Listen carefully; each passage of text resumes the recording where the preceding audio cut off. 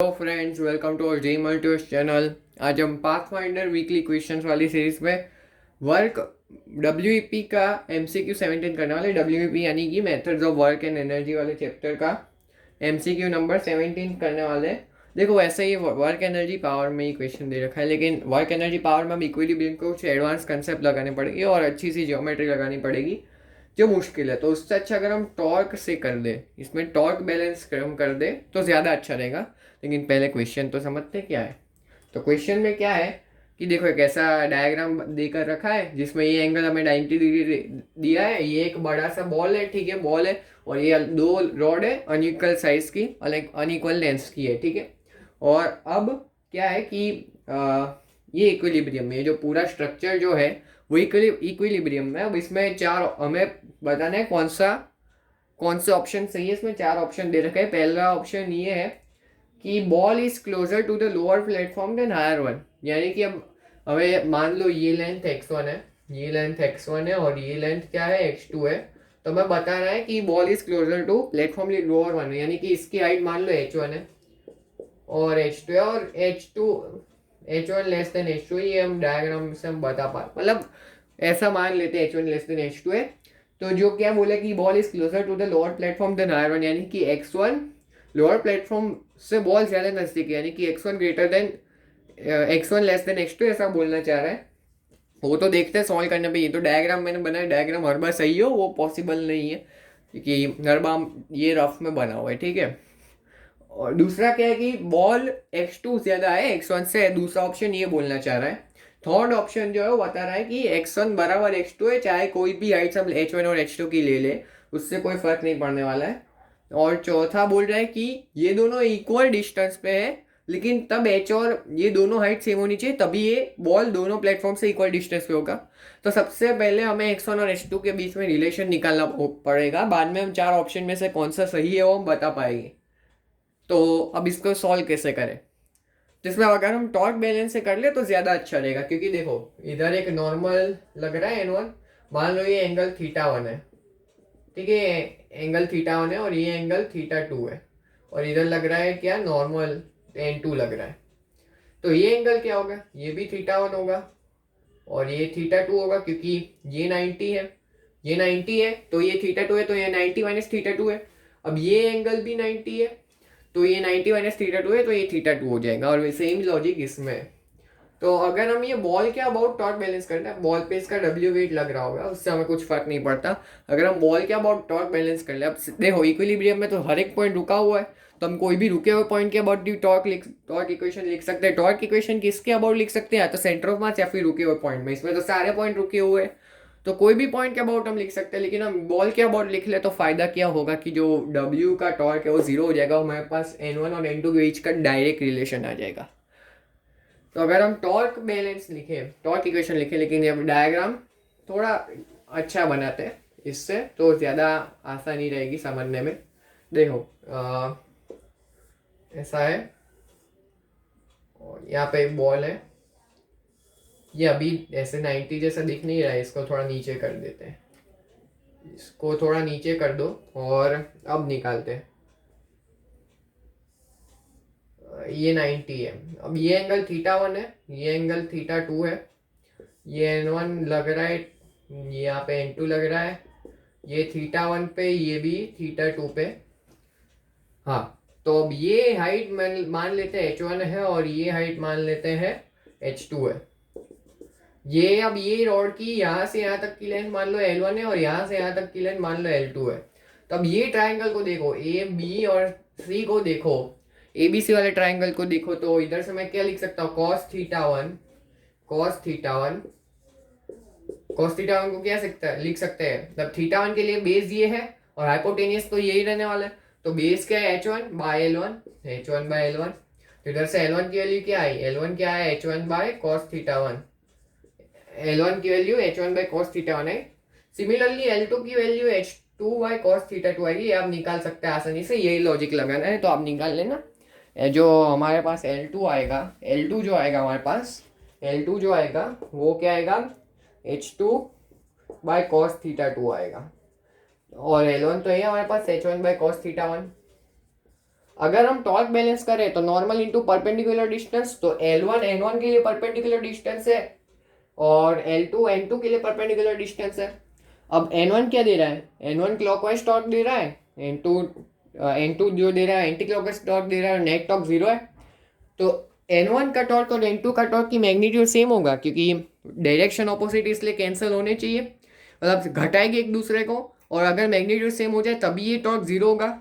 तो अगर हम इसके अबाउट टॉर्क लिखे टाउ सी, वो क्या होगा N1 इंटू L1, अगर हम क्लॉकवाइज को नेगेटिव मानते हैं तो माइनस N1 इंटू L1, क्योंकि ये क्लॉकवाइज टॉर्क दे रहा है और N2 एंटी क्लॉकवाइज दे रहा है, तो प्लस N2 इंटू L2, और ये 0 है क्योंकि टॉर्क तो 0 है, इक्विलिब्रियम में तो हर एक पॉइंट का अबाउट टॉर्क 0 है। तो इधर से हमारे पास क्या आया, N2 L2 बराबर N1 L1। देखो हमारे पास क्या आया, N2 L2 equal to N1 L1। अब L1 और L2 की वैल्यू पुट कर दो, तो N2 H2 by cos theta 2 equal to N1 H1 by cos theta 1। अब देखो ना ही हमारे पास N1 और N2 के बीच का रिलेशन है और ना ही H1 और H2 के बीच का, तो हम डायरेक्टली यही एक इक्वेशन से हम रिलेशन नहीं निकाल पाएंगे, तो हमें और एक इक्वेशन चाहिए। अब और एक इक्वेशन क्या ले सकते हैं हम, देखो क्या इसका कोई हॉरिजॉन्टल में एक्सेलरेशन दिख रहा है, ये जो इक्विलिब्रियम में तो क्या है, इसका कोई एक्सेलरेशन ही नहीं है, तो हॉरिजॉन्टल में तो एक्सेलरेशन होगा ही नहीं। तो अगर हॉरिजॉन्टल में एक्सेलरेशन नहीं है तो हॉरिजॉन्टल में क्या हम फोर्स बैलेंस नहीं कर सकते, बिल्कुल कर सकते हैं। तो अब इसका N1 का अब हॉरिजॉन्टल में कंपोनेंट ले लो, जो N1 cos थीटा 1 होगा और ऊपर N1 sin थीटा 1। वैसे सिमिलरली इस तरफ इसका रुको और एक डायग्राम बनाते हैं, अब इसमें बाकी सब वैल्यूज नहीं लिखते। देखो यहाँ पे N1 है और ये थीटा 1 पे है, यहाँ पे N2 है और ये थीटा 2 पे है, इसको मिटाओ भी, ठीक है। तो ये N2 है और थीटा 2 पे है। तो अब हॉरिजॉन्टल में क्या लग रहा है, देखो हॉरिजॉन्टल इसका कंपोनेंट ब्रेक करेंगे, इधर N1 cos थीटा 1 और इधर N1 sin थीटा 1, और इसका ब्रेक करें तो इधर N2 cos थीटा 2 और ऊपर N2 sin थीटा 2। अब हॉरिजॉन्टल में फोर्स 0 है तो N1 cos थीटा 1 बराबर N2 cos थीटा 2 हो जाएगा। जो N1 cos थीटा 1 है वो बराबर N2 cos थीटा 2 हो जाएगा, क्योंकि हॉरिजॉन्टल में फोर्स 0 है। तो इधर से और एक इक्वेशन मिल गई, N1 cos theta 1 equal to N2 cos theta 2। देखो अब इसमें और एक दिक्कत है, देखो हमारे पास ना ही N2 और N1 के बीच का रिलेशन है, ना ही H1 और H2 के बीच का रिलेशन है, और ना ही थीटा 1 और थीटा 2 के बीच का रिलेशन है, और हमारे पास इक्वेशन 2 ही है। तो हमें तीसरी इक्वेशन चाहिए जिससे हम थीटा 1 और थीटा 2 के बीच के रिलेशन, मतलब तीनों के बीच का relation N1 N2 H1 H2 और थीटा 1 थीटा 2 सबके बीच का रिलेशन निकाल कर उसके लिए और एक इक्वेशन की जरूरत पड़ेगी। तो अब और एक इक्वेशन कहाँ से लाए, तो याद करो जो दो रॉड एंगल बना रहे थे वो 90 डिग्री थे, और यही खास बात है, उससे हमें और एक इक्वेशन भी मिल जाएगी। देखो ये एक रॉड था, ये दूसरा रॉड है, ये एंगल 90 है, ये थीटा 1 है और ये थीटा 2 है। तो मैं यहाँ से ये दोनों प्लेटफॉर्म के पैरेलल एक लाइन ड्रॉ करूँ तो ये एंगल थीटा 1 होगा और ये एंगल थीटा 2 का ऑल्टरनेट एंगल से। तो इधर से देखो थीटा 1 प्लस थीटा 2 ही 90 आ रहा है, थीटा 1 प्लस थीटा 2 ही 90 आ रहा है। देखो और एक रिलेशन भी, अगर तीन इक्वेशन है और तीन रिलेशन भी हम निकाल पाएंगे। तो theta 1 equal to 90 minus theta 2, इसको कहीं और लिख देता हूँ मैं, N1 cos theta 1 equal to N2 cos theta 2। देखो थीटा 1 90 माइनस थीटा 2 है, अब दोनों तरफ साइन ले लो, तो sine theta 1 equal to sine of 90 minus theta 2, और इसको हम cos थीटा 2 लिख सकते हैं साइन ऑफ 90 माइनस थीटा 2 को। तो इधर से हमारे पास एक रिलेशन है sine theta 1 equal to cos theta 2, ये एक रिलेशन आ गया है।